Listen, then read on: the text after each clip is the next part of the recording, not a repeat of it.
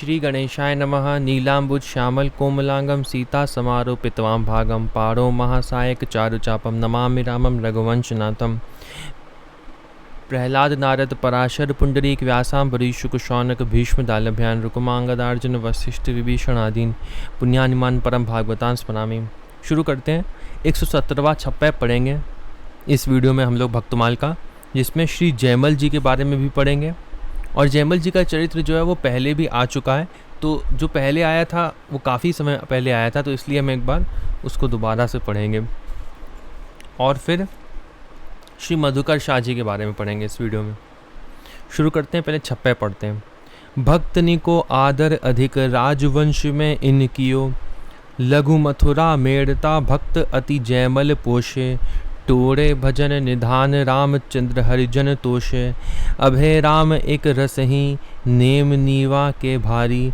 करमशील सुरतान भगवान बीरम भूपति व्रतधारी। ईश्वर अखेराज रायमल कनहर मधुकर नृप सर्वस दियो। भक्तने को आदर अधिक राजवंश में इनकियो। राजाओं के वंश में इन राजाओं ने भगवान के भक्तों की बहुत अधिक सेवा की। श्री जयमल जी की साधु सेवा एवं संत सम्मेलनों के विशाल आयोजनों से उनकी राजधानी मेड़ता दूसरी छोटी मथुरा के समान जान पड़ने लगी।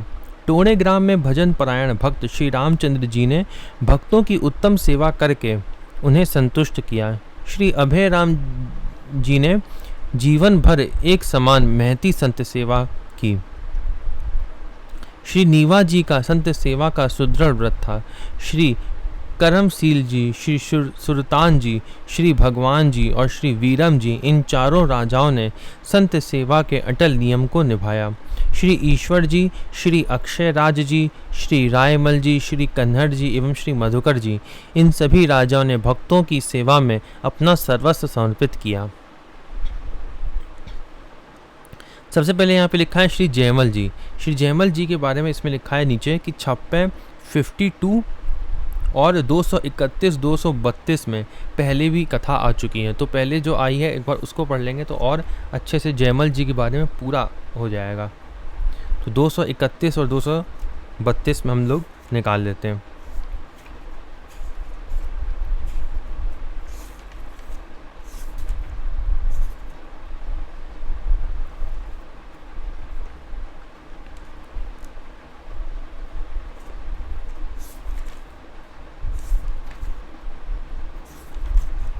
ये है श्री जयमल जी के बारे में।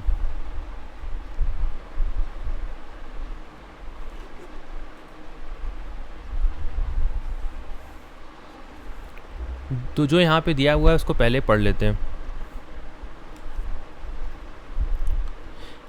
कवित दिए हुए हैं, दो ही कवित हैं। मेड़ते प्रथम बास जयमल नृपति ताको, सेवा अनुराग नेको खटको न भावही। श्री वीरम सिंह जी के पुत्र राजा भक्त श्री जयमल सिंह जी का निवास पहले मेड़ते नगर में था। तो यहाँ पे क्या लिखा है? वीरम सिंह जी के पुत्र। वीरम सिंह जी कौन थे वो आगे यहाँ पे अच्छे से दिया हुआ था, एक बार बस उसको दिखा दे रहा हूँ। तो ऐसे लिखा है विशेष चरित्र में कि मारवाड़ नरेश राव दूदा जी के 3 पुत्र थे। कौन कौन 3 पुत्र थे राव दूदा जी के? कौन कौन? रायमल जी,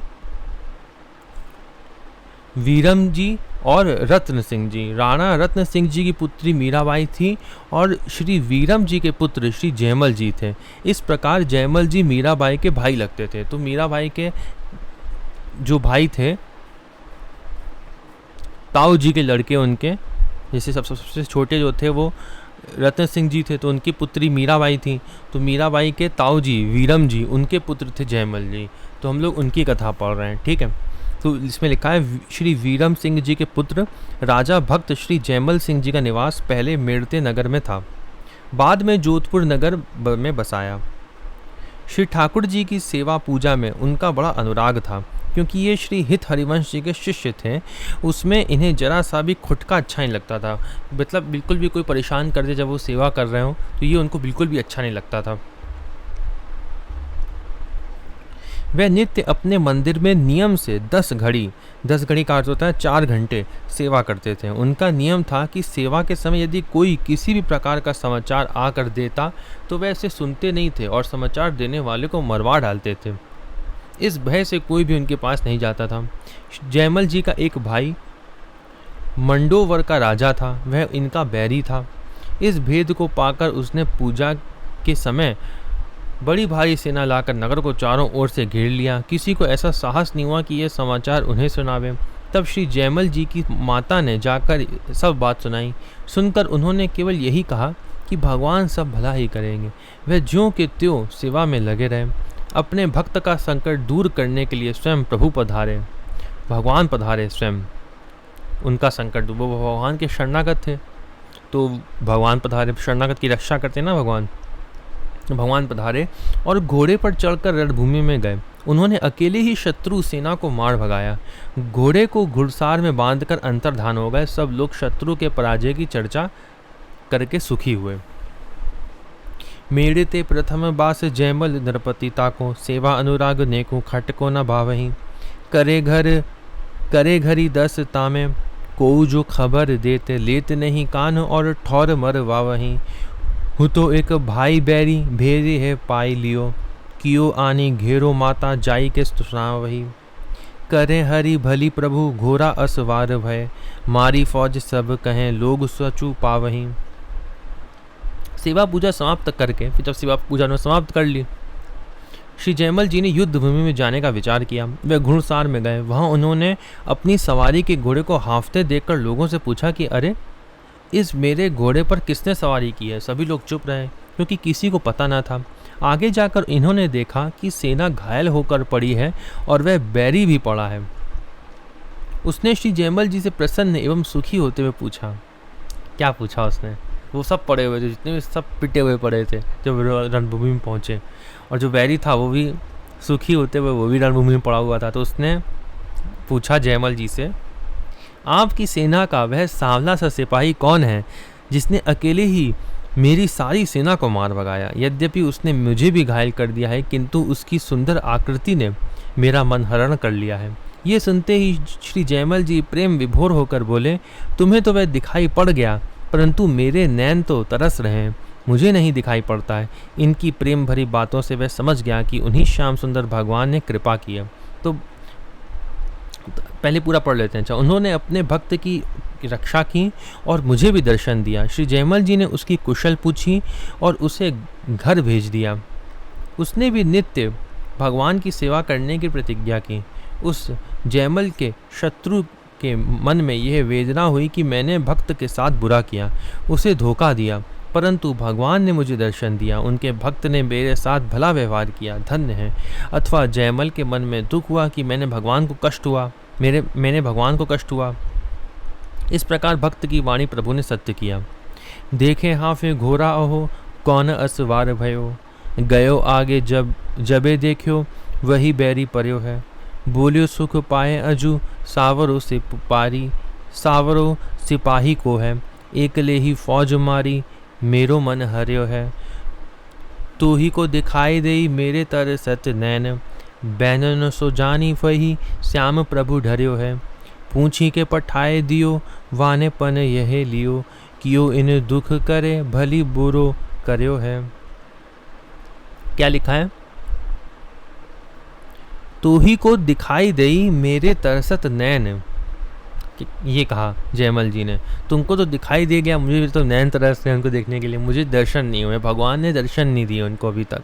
तो इसका कारण मैंने पहले भी बताया था एक बार कि लौल्य भगवान जो होते हैं, भगवान का गुण होता है कि भगवान लालच जो होते हैं वो बढ़ाने के लिए दर्शन देते नहीं हैं, दर्शन छुपाते हैं अपने आप को भगवान, जिससे तुम और भगवान के पास जाओ। इसलिए भगवान लौल्य लालच देने के लिए ऐसा करते हैं। तो भगवान, इनको लगता था कि भगवान ने मुझको दर्शन नहीं दिया और क्यों नहीं दिए। इससे ही संबंधित हम लोग आगे पढ़ेंगे। तो इनकी कथा जितनी यहाँ पे दी हुई थी, हम लोग ने पहले पढ़ी थी, वो यहीं पे समाप्त होती है। यहाँ पे लिखा है श्री जयमल जी की वाणी। राम खजानो खूटे नाही, आदि अंत केते पची जाही। राम खजाने जे रंग लागा, जन्म मरण दो दुख भागा। सायर राम खजाना जैसे, अंजलि नीर घटे वह कैसे। काया मांझ खजाना पावे, रोम रोम में राम रमावे। जयमल दास भक्ति रस भावे, खाना जाद गुलाम कहावे। इसमें लिखा है विशेष चरित्र और आगे छप्पे 117 और कवित 446 और 447। इसमें देखिए 487 में, 487 और 488 में देखिए आगे, तो हम लोग उसको देखते हैं।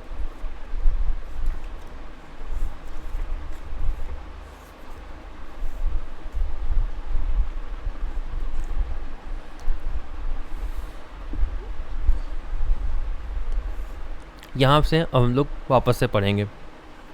राजा श्री जयमल जी मेड़ता जोधपुर में रहते थे। श्री भक्ति देवी के सुंदर स्वरूप को जानते थे, तो भक्ति इनके पास थी और ये भक्ति को जानते थे भगवान की। आपकी एक कथा पीछे कह चुके हैं। आपने बड़े प्रेम से संतों की सेवा की, उसके फलस्वरूप आपको भक्ति में विश्वास हुआ, उसके महत्व को आपने भली भांति समझा। अब यही एक दूसरी नई कथा कहता हूँ, उसे सुनो। उससे विदित हो जाएगा कि ये अपने ठाकुर जी को कैसे लाड़ लड़ाते थे। श्री ठाकुर जी का मंदिर नीचे मंजिल में है। ऐसा मानकर आपने एक बहुत सुंदर बात सोची कि गर्मी के लिए छत के ऊपर हवादार सुंदर कमरा बनवाया, जिसमें भगवत लीला धाम के अनेक सुंदर सुंदर चित्र अंकित करवाए।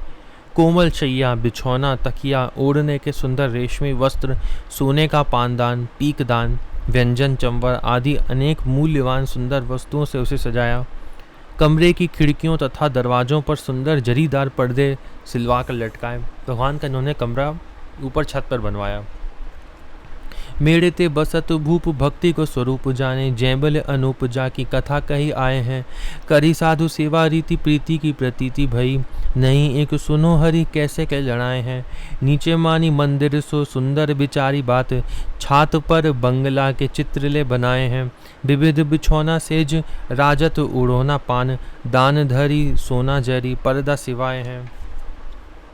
श्री ठाकुर जी के उस शयन आगार में जाने के लिए राजा श्री जयमल जी ने एक लकड़ी की सीढ़ी बनवाई, एक नसैनी जिसको बोलते हैं यहाँ पे, तो एक लकड़ी की सीढ़ी बनवाई इन्होंने जाने के लिए। उसके द्वारा उसमें जाकर पुष्पादिकों से शैया की रचना करते एवं शयन भोग जल आदि सभी वस्तुएं यथास्थान रख कर नीचे उतर आते और सीढ़ी को वहां से हटाकर अलग रख देते, जिससे कोई दूसरा वहां जा न सके। सीढ़ी लगाते, चढ़ते, सेवा करते, फिर वापस उतर के सीढ़ी को अलग रख देते जिससे कोई जा न सके। कमरे से थोड़ी दूर अलग बैठकर आप भगवान को अपना स्वामी मानकर पहरा देते। निर्मल भावना के द्वारा आपका हृदय परम निर्मल हो गया था। मन ही मन आप ध्यान करते कि लाल जी, क्या ध्यान करते थे?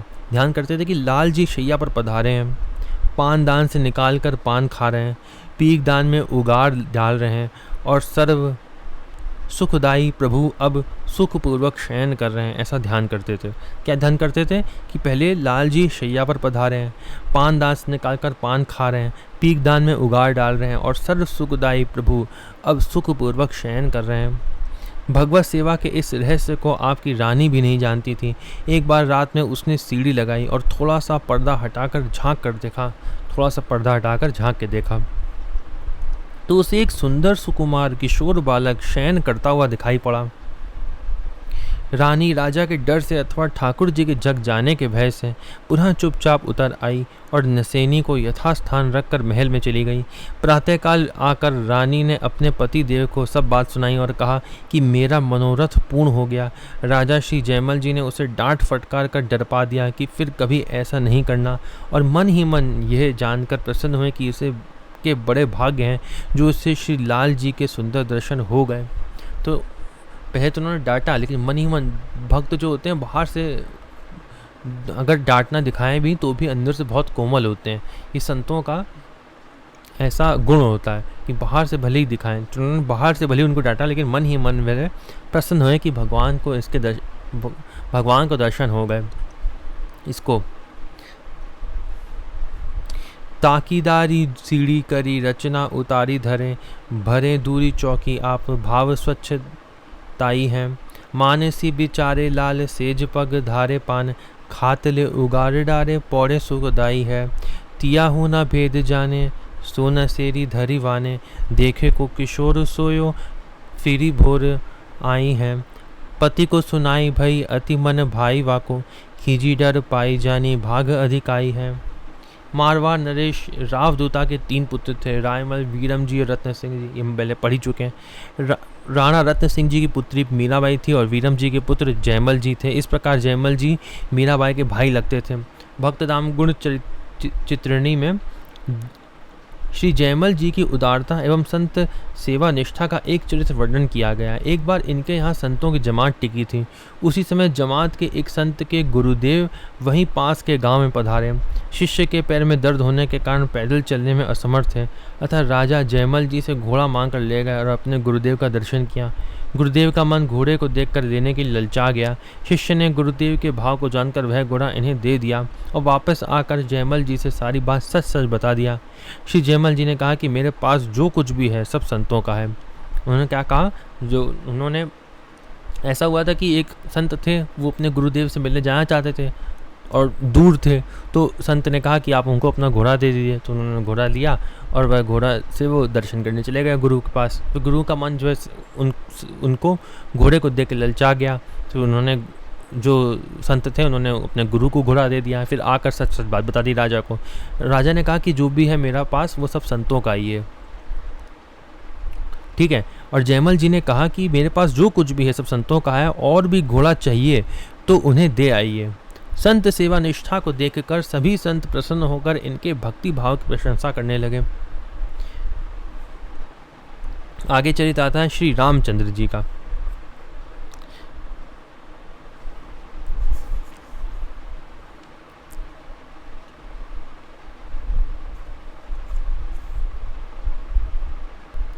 अब आगे पढ़ेंगे हम लोग श्री रामचंद्र जी के बारे में। श्री पीपा जी के शिष्य श्री सूरसेन सूरजमल सुल्तान के पुत्र श्री पृथ्वीराज जी थे और इनके पुत्र श्री रामचंद्र जी थे, जो मालापुरा से दक्षिण जिला टोंक राजस्थान के टोणा रायसेन ग्राम के सोलंकी क्षत्रिय थे। पिता श्री पृथ्वीराज जी के बाद श्री रामचंद्र जी टोणा रायसेन के शासक थे। आपका कार्यकाल विक्रम संवत 1581 से 1612 तक माना जाता है। इनके परशुराम और कल्याण 2 पुत्र थे। संत सेवा में आपका बड़ा अनुराग था। हजारों रुपये का कर्जा लेकर संत सेवा किया। कर्ज न चुका पाने के कारण एवं संत सेवा में विक्षेप पड़ने पर आपको बड़ी चिंता हो गई। भगवान ने स्वप्नादेश देखकर गड़ा हुआ धन बताया, जिससे कर्ज चुकाकर खूब संत सेवा किए। अब हम लोग पढ़ेंगे श्री अभय राम जी के बारे में। ये श्री अक्षय राज जी के पुत्र और लवाण के राजा भगवान दास जी के पौत्र थे। वैष्णव वेश में आपकी बड़ी निष्ठा थी। एक बार अकबर के पुत्र जहांगीर के दरबार खास में बैठे थे। वहाँ किसी मुगल ने वैष्णव वेश की निंदा की। तुरंत आपने वहीं म्यान से तलवार निकालकर मुगल का सिर काट दिया। दरबार में हाहाकार मच गया। बादशाह ने इस कृत्य को देखकर इन्हें कैद करने का आदेश दे दिया। लोगों ने इन्हें समझाया कि कुछ समय के लिए आप कैदी बन जाइए, फिर शीघ्र ही छोड़ दिए जाएंगे। दरबार में ही युद्ध प्रारंभ हो गया, लेकिन बंदी बनना स्वीकार नहीं किया। बहुत से लोगों को मारकर वीर गति को आप प्राप्त हो गए, लेकिन वैष्णव निंदा को सहन नहीं किया। इनके 2 पुत्र जगराम और राम सिंह थे। यह भी दोनों संत सेवी थे। आगे पढ़ेंगे श्री भगवान जी। श्री पृथ्वीराज कुरम जी के एक पुत्र का नाम भारमल जी था। श्री भगवान दास जी भारमल के छोटे पुत्र थे। इन्हें ससम्मान अकबर ने मनसबदारी दी थी। लवाण के जागीरदार थे। अकबर से श्री भगवान दास को बांके राजा का खिताब मिला था। बांके राजा का खिताब क्यों मिला था, यह आगे लिखा हुआ है। एक बार जब आगरे का किला बन रहा था, तब वहीं आपका शिविर लगा हुआ था। राजमंत्रियों ने कहा, यहाँ से अपना शिविर हटा लीजिए, किले की नींव खुदेगी। आपने शिविर नहीं हटाया और कहा कि किला बांका रहे, यही ठीक है। इस बीरोचित स्वभाव का अकबर ने आदर किया। किले की दीवार सीधी न बन सकी। बादशाह ने इन्हें बांके राजा का खिताब दिया। तभी से श्री भगवान दास जी के वंशज बांकावत कहे जाते हैं। आगे छप्पे 188 में भी आपका चरित्र वर्णित है। तो हम लोग आगे भी इनके बारे में पढ़ेंगे। श्री वीरम जी ये मेड़ता के राजा थे। इन्हीं के पुत्र श्री जयमल जी थे। वीरम जी के पुत्र ही जयमल जी थे। इनके अतिरिक्त एक बीरम जोधपुर के राजा थे। इनके पिता का नाम सलखा था। तीसरे वीरम जैसलमेर के भाटिया वंश में हुए। ये सभी संत सेवा निष्ठ हुए। तो सबका नाम ही वीरम था और 3 का नाम वीरम था। ठीक है, तीनों ही जो थे वो संत सेवी निष्ठ हुए। श्री सर्वेश्वर भक्तमाल के अनुसार एक वीरम जी ने वैभव त्याग कर श्री भट्ट देवाचार्य जी से विरक्त दीक्षा प्राप्त की। ये वीरम त्यागी के नाम से प्रसिद्ध हुए। छोटा उदयपुर किशनगढ़ राजस्थान में इनकी परंपरा के कई मंदिर हैं। श्री अक्षय राज जी ये लवाण के राजा भगवान दास जी के दूसरे पुत्र थे। पिताजी की भक्ति में जैसी निष्ठा थी वैसी निष्ठा का व्रत धारण कर जीवन भर उसे आपने निभाया। इनके 3 पुत्र थे, अभय राम, श्याम राम और हृदय दास। ये सभी संत सेवी भक्त थे। श्री रायमल जी आप श्री राव मालदेव जोधपुर नरेश के पुत्र थे। ये सिवाड़ा के जागीरदार थे। इनके सुपुत्र श्री कल्याण दास जी भक्त एवं वीर हुए। श्री रायमल जी बड़े संत सेवी थे। एक दिन पत्नी ने पूछा, आप संत सेवा क्यों करते हो? इन्होंने कहा, संतों की सेवा में भगवान शीघ्र प्रसन्न होते हैं और भगवान के दर्शन का सुगम उपाय भी है। इन्होंने क्या बताया कि संतों की सेवा से भगवान शीघ्र प्रसन्न होते हैं। उनकी पत्नी ने पूछा कि आप संत सेवा क्यों करते हो? इन्होंने कहा कि संत सेवा इसलिए करते हैं क्योंकि भगवान शीघ्र प्रसन्न होते हैं और भगवान के दर्शन का सुगम उपाय भी है। उसी दिन से पत्नी बड़े प्रेम भाव से संत सेवा करने लगी। एक दिन भगवान संत के वेश में आए और रानी ने इनकी सेवा करके एक प्रश्न पूछा, प्रभु मुझे भगवान के दर्शन कब होंगे? जैसा उनके पति ने बताया था ना कि भगवान के दर्शन सुलभ हो जाते हैं, तो उन्होंने इसलिए संत से यही पूछा कि मुझे भगवान के दर्शन कब होंगे। संत वेशधारी भगवान ने कहा, मेरे साथ चलो, मैं तुम्हें दर्शन कराता हूँ। एकांत में ले जाकर भगवान ने अपना श्री चतुर्भुज रूप का दर्शन कराया। जब भगवान जाने लगे तो रानी ने भगवान का हाथ पकड़ लिया और बोली, प्रभु मेरे पतिदेव को भी दर्शन दीजिए, क्योंकि संत सेवा का उपदेश उन्हीं से ग्रहण किया है।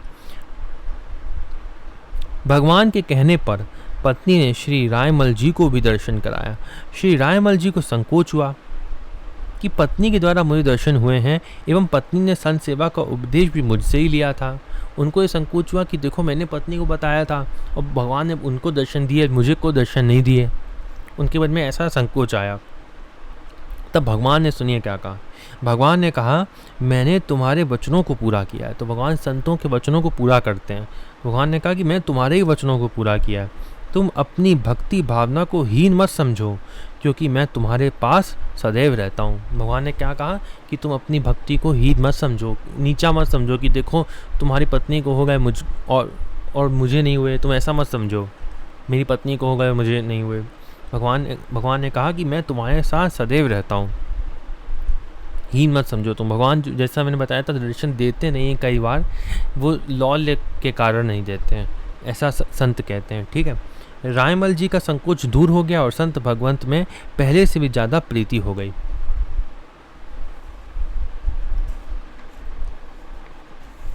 अब हम लोग पढ़ेंगे श्री मधुकर शाह जी के बारे में। ओरछा के भक्त राजा श्री मधुकर शाह जी ने अपने नाम को सफल सार्थक करके दिखा दिया। जैसे मधुकर भ्रमर सार वस्तु मकरंद मधु को ग्रहण करता है, उसी प्रकार इन्होंने सार गुण वैष्णव वेश को ही ग्रहण किया।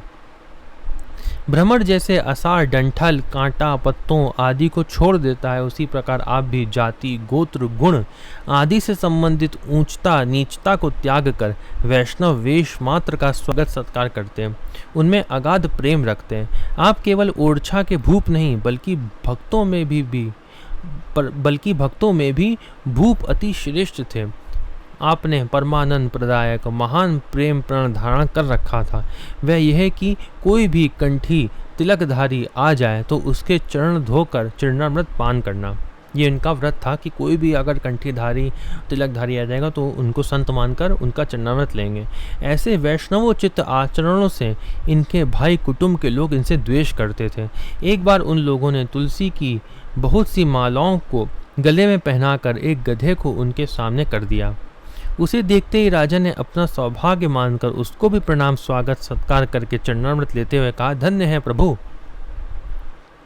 आज आपने इस वैष्णव रूप से दर्शन देकर मुझ दास को निहाल कर दिया। ये कहा, ठीक है, क्या कहा, जैसे इसमें भी कवित्व में भी पढ़ेंगे, आज जू निहाल किए, और सच में क्या क्या क्या शब्द बोले थे उन्होंने, वह भी यहाँ लिखे हुए हैं, तो उसको भी पहले पढ़ लेते हैं। आज जो निहाल किए, तो जब उन्होंने देखा उसको तब कहा, और यहाँ पे एक बार पूरा पढ़ लेते हैं, लिखा है, राजा ने अपना सौभाग्य मानकर उनको प्रणाम स्वागत सत्कार करके चरणामृत लेते हुए कहा, धन्य है प्रभु, आज आपने इस वैष्णव रूप से दर्शन देकर मुझ दास को निहाल कर दिया। अच्छा, इसमें इतना ही लिखा है। तो उन्होंने वैसे क्या कहा था, मधुकर शाह जी गंधर्व की वैष्णव रूप धारण किए हुए देखकर बड़े खुश हुए और बोले, अब लो दुई दुई पाद के देखे संत अनंत, चारी चरण के आजू ही देखे संत लसंत। आज मैंने 4 चरण के संत देखे। उन्होंने कहा, मेरे प्रभु समर्थ हैं, सके रूप सब धारी, कोई भी रूप धर के आ सकते हैं भगवान। खर नाही वैष्णव खरे, प्रभु तुम लेहु उधारी, मच्छ कच्छ शूकर बने, भक्तन हित भगवान, मधुकर हित गंधर्व बने, धनी धनी कृपा निधान। आपने देखो कौन कौन से धारण करें आपने रूप, भगवान से कह रहे हैं, आप स्वयं भगवान हो। मच्छ कच्छ और शूकर बने, भक्तन हित भगवान, भक्तों का हित करने के लिए। लेकिन मधुकर के लिए, जो मधुकर शाह जी जो है, उन्होंने कहा कि मेरे हित के लिए आप गंधर्व बने, धनी धनी कृपा निधान, मैं बहुत बहुत धन्य हूँ, मैं बहुत पाया कि उन्होंने ऐसा गाया। ये जब द्वेषी लोगों ने जब आपकी ऐसी सच्ची वैष्णव वेश निष्ठा देखी तो वह आश्चर्यचकित रह गए। उनके हृदय पश्चाताप से द्रवीभूत हो गए। आंसू बहाते रोते हुए आकर उन लोगों ने राजा मधुकर शाह जी के पैर पकड़ लिए। अपराध के लिए क्षमा याचना करते हुए भगवत भक्त बन गए। मधुकर शाह विशेष चरित्र कवित्व 417 और 418 में देखिए। ओरछा नरेश श्री मधुकर शाह जी बड़े ही सूरवीर एवं धर्मनिष्ठ राजा थे। तो यहाँ पे लिखा है कि इनका चरित्र जो है वो 417 418 में देखिए। 417 और 418 में हम लोग ने कौन सा चरित्र पढ़ा था? हम लोग ने पढ़ा था रानी गणेश देवी जी का, और इन्हीं के पति मधुकर शाह जी थे। जहाँ लिखा है महाराज मधुकर शाह जी ओरछा राजा के देश के राजा थे। तो हम लोग ने रानी गणेश देवी जी के बारे में अच्छे से बहुत पढ़ रखा है, और उनकी क्या कथा थी। जो संत थे उन्होंने छुरा भोग दिया था पैर में और फिर उन्होंने राजा को बताया नहीं था। यही वाली कथा हम लोग ने यहाँ पे पढ़ी थी बहुत अच्छे से। तो इसका लिंक का मैं डिस्क्रिप्शन में दे दूंगा, इसका लिंक रानी गणेश देवी जी की, आप इसके बारे में भी सुन सकते हैं। रानी गणेश देवी जी की इसमें अंत में हम लोग ने ये भी पढ़ी थी कथा कि रामनवमी के दिन वे भगवान को लेके आई थी, इनकी जो गणेश देवी जी थी। मैं आखिरी के बाद थोड़ा सा पढ़ ले रहा। जैसे उसमें लिखा था कि 8 महीना 27 दिन श्री रामनवमी भूमवार को श्री अयोध्या जी से ओरछा श्री राम जी को लेकर आई रानी गणेश देवी जी। वो वृंदावन गए हुए थे और ये अयोध्या गई हुई थी। और इन जो मधुकर शाह जी थे उन्होंने कहा था कि तुम तो राम जी को लेकर ही आओगी बहुत समय तक, क्योंकि अयोध्या में थे। तो फिर वो सच में भगवान को लेकर ही आई। फिर लिखा है इसमें राम जी राजा के बनवाए हुए मंदिर में ना रहकर रानी के महल में ही विराजमान हुए। राजा ने मंदिर में चतुर्भुज भगवान को विराजमान किया। श्री राम जी के श्री विग्रह को खड़े हुए जानकर रानी भी खड़े होकर सेवा करती थी। भगवान रानी के शरीर की सुकुमारता को देखकर बोले, तुम बैठकर मेरी सेवा किया करो, क्योंकि तुम्हारे कष्ट को मैं नहीं सहन कर सकता हूँ।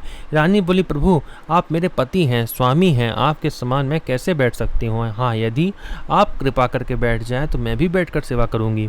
भक्तवत्सल भगवान बैठ गए।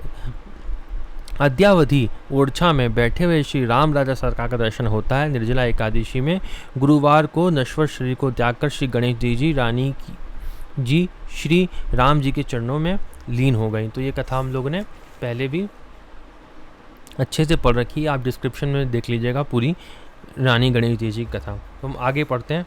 इसमें लिखा है कि ओरछा नरेश श्री मधुकर शाह जी बड़े ही शूरवीर एवं धर्मनिष्ठ राजा थे। इनकी वीरता को देखकर अकबर बादशाह ने इनसे सम्मानपूर्वक संधि कर ली थी। एक बार अकबर ने इन्हें आगरा में बुलवाया। बहुत से वैष्णव राजा भी तिलक लगाकर जाते थे, लेकिन परम वैष्णव श्री मधुकर शाह जी 12 तिलक लगाकर जाते थे। 12 मतलब 12 तरह के तिलक लगा कर जाते थे। अकबर ने परीक्षा की दृष्टि से आदेश दिया कि कल जो दरबार में तिलक लगाकर आएगा उसका मस्तक गर्म लोहे से दाग दिया जाएगा। बादशाह के आदेश से दूसरे दिन कोई भी राजा तिलक लगाकर नहीं गया, लेकिन श्री मधुकर शाह जी बड़ा चमकीला तिलक लगा कर गए। बादशाह ने कहा, तुमने मेरी आज्ञा का पालन नहीं किया है, इसलिए तुम्हें ये दंड भोगना पड़ेगा। श्री मधुकर शाह जी ने कहा, आपसे बढ़कर बादशाहत मेरे श्री राम राजा जी की है, जो राजाओं के भी राजा हैं। उस परमात्मा का चरण चिन्ह स्वरूप यह तिलक है। तो चरण चिन्ह है ये तिलक जो है उसका, जो राम राजा जी का। नित्य मस्तक पर धारण करने के लिए मुझे गुरुदेव की आज्ञा है। उस आज्ञा से बढ़कर आपकी आज्ञा नहीं मानता हूँ। मैं प्राणों से बढ़कर धर्म को मानता हूँ। श्री मधुकर शाह जी ने निर्भीकता पूर्वक ललकारा कि कौन ऐसा वीर है जो आकर मेरे मस्तक के तिलक को मिटावे। इनकी वीरवाणी को सुनकर सभी हिंदू क्षत्रिय राजाओं का भी खून खौलने लगा और इनकी वीरता के लिए धन्य धन्य कहने लगे। अकबर बादशाह ने भी इनकी धर्मनिष्ठा को देखकर वाह वाह करने लगा। दूसरे दिन से सभी राजा तिलक लगाकर दरबार में आने लगे। आपका एक चरित्र और भी प्रसिद्ध है। आप व्यासों के मोहल्ले में प्राचीन भगवत मंदिर में नित्य कीर्तन करने जाते थे। एक दिन राजकार्य में देरी हो जाने के कारण मंदिर में दर्शन नहीं हो सका, अतः मंदिर के पीछे नित्य नियम का पालन करते हुए कीर्तन करने लगे। पहले मंदिर में जाते थे, ठीक है, लिखा है ना, मंदिर में कीर्तन करने जाते थे, लेकिन क्या हुआ, एक बार देरी हो गई और मंदिर बंद हो गया। तो ये मंदिर के पीछे जाके वहाँ पे बैठ के कीर्तन करने लगे। उसी समय भक्तवत्सल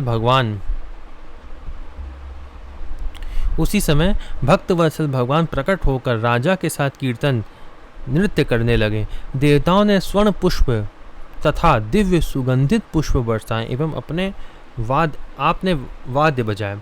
तो उस कीर्तन में देवताओं ने स्वर्ण पुष्प और दिव्य पुष्प ऊपर से बरसाए। राजा को दर्शन देकर कृतार्थ किया भगवान ने। उसी समय मंदिर का द्वार घूम गया। सुना है कि जब नया राजा गद्दी पर बैठता है तब उन स्वर्ण पुष्पों को दर्शन कराया जाता है। व्यास जी ने आपके संबंध में कहा है, व्यास वचन सुनी मधुकर साहें भक्त भक्तिपन सदा लयो। तो जितना चरित्र इसमें मधुकर शाह जी का दिया हुआ था वह, और जयमल जी का जितना चरित्र दिया हुआ था वह हम लोग ने इस वीडियो में पढ़ लिया। आप गणेश देव जी की कथा जो है अगर आपको स्मरण में नहीं है तो आप पढ़ लीजिएगा, उसका लिंक मैं दे दूंगा। अगली वीडियो में हम लोग और भी बहुत सारे राजाओं के बारे में पढ़ेंगे, जो पौत्र से लेकर पूरे उनका वंश के बारे में पढ़ेंगे, और सभी भक्त हुए, सभी भगवत प्राप्त संत हुए, वह हम अगली वीडियो में देखेंगे। श्री खेमाल रत्न जी राठौर, फिर उनके पुत्र, फिर खेमाल जी और रत्न जी अलग अलग हैं, ठीक है। फिर श्री राम रैन जी के बारे में पढ़ेंगे, फिर उनके पुत्र के बारे में पढ़ेंगे श्री किशोर सिंह जी। तो हम लोग इन सब के बारे में अगली वीडियो में पढ़ेंगे। ओम नमो भगवते वासुदेवाय।